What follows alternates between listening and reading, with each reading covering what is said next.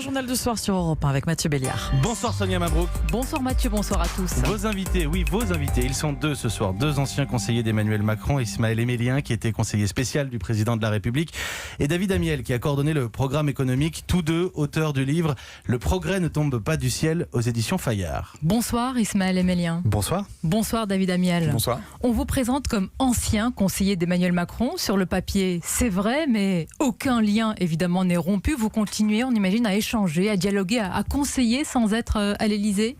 Oui, bien sûr. Même réponse, David Amiel? Oui, bien sûr. Donc conseiller, pas de l'ombre quand même, conseiller en pleine lumière, mais plus à l'Élysée. Oui, tout à fait. On continue évidemment à échanger avec le président, mais on voulait surtout échanger avec les gens, avec tous les lecteurs, et c'est pour ça qu'on a écrit ce livre et puis qu'on est là ce soir devant vous. Et qu'on va en parler en longueur. À l'Élysée, vous n'avez jamais parlé. Maintenant que vous le faites, chaque phrase est pesée, sous-pesée, décortiquée. C'est le cas de vos propos ce matin, Ismaël Emelien, lorsque vous avez dit « Si Emmanuel Macron ne réussit pas, il ne pourra pas se représenter ». Bon, a priori, ça sonne comme une évidence. Mais voilà, j'ai l'impression de dire quelque chose qui relevait du bon sens.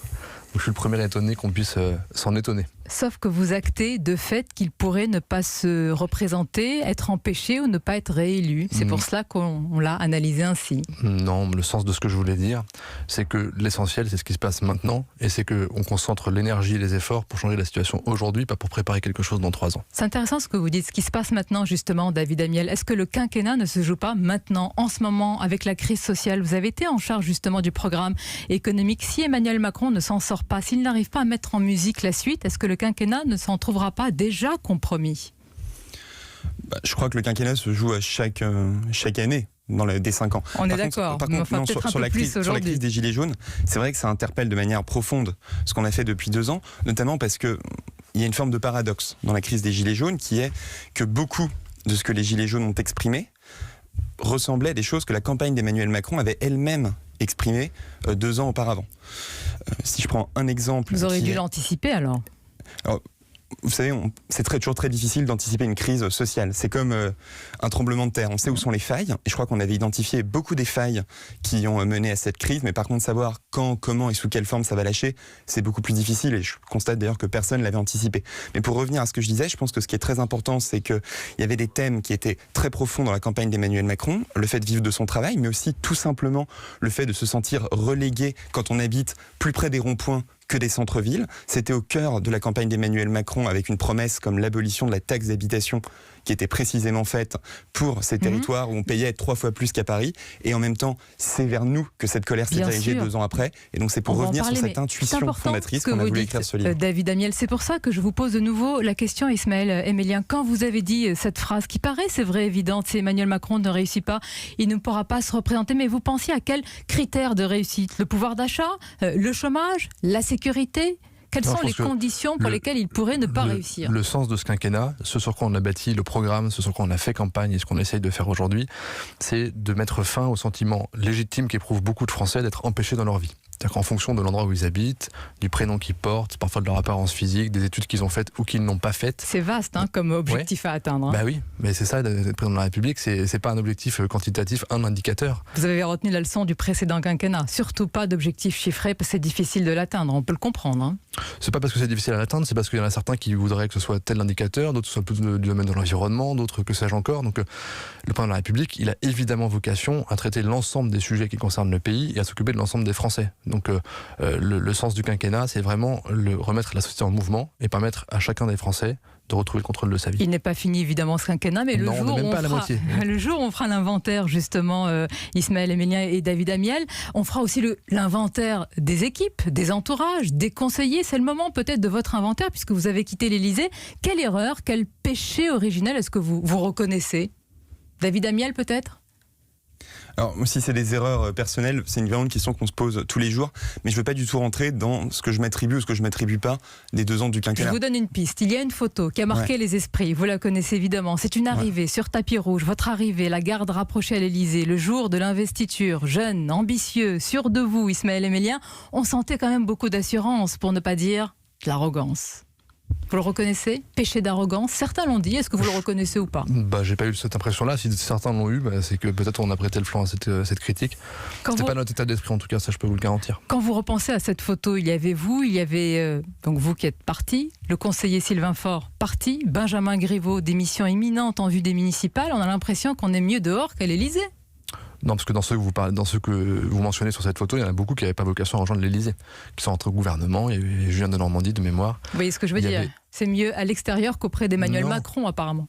Mais non, pas du tout, c'est que chacun va là où il se sent et là où il est le plus utile, y compris au président de la République. Et donc c'est ce que nous on a fait, y compris en écrivant ce livre. On a le sentiment que de mettre sur le papier ce qu'on a écrit, d'être devant vous pour en parler et pour le défendre, c'est aussi une autre forme d'utilité et que probablement c'est plus fécond pour la poursuite du quinquennat. Plus fécond justement, vous êtes dans un autre rôle ce soir avec ce livre, Le progrès ne tombe pas du ciel, une sorte d'appel au sursaut des progressistes. En lisant votre livre, on a l'impression qu'il y a véritablement deux camps, David Amiel. Est-ce que c'est le cas? Les progressistes, d'ailleurs comme l'a dit Emmanuel Macron, et de l'autre côté, le camp qui ne serait pas celui du bien. Les populistes, les nationalistes, un camp plus obscur. Non, c'est pas du tout comme ça qu'on le caractérise. C'est bien sûr qu'il y a plein de sensibilités politiques qui existent et qui ne se reconnaîtront ni dans l'un ni dans l'autre. Mais ce qu'on constate, nous, c'est que les deux camps, les deux forces majeures aujourd'hui en France, mais pas seulement, sont ce camp des populistes d'une part, et en fait c'est le camp principal. On voit que c'est celui qui depuis 10 ans s'organise. On voit la montée des scores de Jean-Luc Mélenchon, de Marine Le Pen. On voit que c'est celui qui gagne des élections partout à l'étranger, en Italie, aux États-Unis avec Donald Trump. Au fond, le Brexit, c'est aussi un peu une victoire des populistes au Royaume-Uni. Et donc, face à ça, on a senti qu'il y avait besoin d'organiser un autre camp, qui est celui des progressistes. Et effectivement, c'est l'affrontement qui a lieu aujourd'hui, qui est l'affrontement principal. C'est ce qu'on constate plus que ce qu'on souhaite. Mais pourquoi est-ce qu'il y a cette montée des populistes, Ismaël Amelien? Est-ce que ce n'est pas parce qu'il y a une faillite totale de ce camp que vous appelez au sursaut, que vous défendez, le camp des progressistes, justement? C'est un peu tôt pour en juger. Ce qui est certain, c'est qu'il y a une faillite qui vient de loin, de ceux qui ont gouverné et dirigé le pays depuis longtemps. Généralement, ce sont des progressistes, droite et gauche en France. Ah bon? Non, c'est pas. En tout cas. Il me semble que Marine Le Pen n'était pas au pouvoir en France. Non, c'est vrai, mais pas dans la manière dont on le définit. Il se trouve que et la gauche et la droite, alors qu'elles ont été au pouvoir dans les dernières décennies, ont plutôt servi leur clientèle, leur électorat, que leurs valeurs. Et donc elles pouvaient prétendre être progressistes. La réalité est qu'elles ne l'ont pas été quand elles ont gouverné. Et donc la raison pour laquelle vous m'interrogez, pour laquelle les populistes connaissent cette dynamique, c'est qu'il y a une frustration dans la société qui est légitime, éprouvée par le très grand nombre de Français qui constatent que la promesse qu'on leur fait d'autonomie, de pouvoir, à condition de travailler, à condition de faire des études, à condition de faire des efforts, maîtriser leur vie et aller là où ils le souhaitent, professionnellement, familialement, etc., c'est une promesse qui n'est pas tenue. David Amiel, quand on lit vraiment votre livre, il faut voir qu'il y a différents domaines. Vous parlez de l'école, vous parlez de la fonction publique, c'est très très large, mais on a l'impression, pardonnez-moi, qu'il y a peut-être un côté donneur de leçons, c'est-à-dire il y a le camp du bien, c'est celui-ci, celui des progressistes, et il y a les peuples qui auraient mal voté. Vous avez cité le Brexit, on peut citer l'Italie ou la Hongrie. Est-ce que c'est pas là une erreur d'analyse ? C'est vraiment pas du tout la manière dont on le présente. Je pense qu'il est très important pour notre livre, c'est que précisément ce n'est pas un livre contre le populisme, c'est un livre pour le progressisme. Parce que la facilité, effectivement, c'est de dire le FN, les populistes, c'est toujours des méchants, et donc de se satisfaire de ça. Si les gens votent pour eux, c'est souvent par désespoir, parce qu'ils ont tout essayé et que tout ce qu'ils ont essayé n'a pas marché. Et donc nous, ce qu'on fait avec ce livre, c'est précisément un projet dont on espère qu'il peut convaincre positivement. Qui est le premier des progressistes ? Je crois qu'aujourd'hui, celui qui incarne le progressisme, c'est Emmanuel Macron. Bon, pour conclure, Ismaël Amelien, votre nom est cité à plusieurs reprises dans l'affaire Benalla, le feuilleton Benalla. Vous avez été interrogé par la police. Vous ne semblez pas inquiet par une possible mise en examen. Qu'est-ce qui vous rend aussi confiant ? Moi, j'ai pas le sentiment d'avoir fait quelque chose de mal. Et je crois avoir apporté à la police toutes les réponses aux questions qu'elle m'a posées. D'ailleurs, ces réponses, elles ont été publiées dans la presse, donc chacun est libre de les consulter. Est-ce que vous protégez le président, justement, en sortant de l'Élysée ? Non, parce que si j'avais pensé que ma présence à l'Élysée posait un problème au président ou à l'Élysée, je serais parti il y a bien longtemps de ça.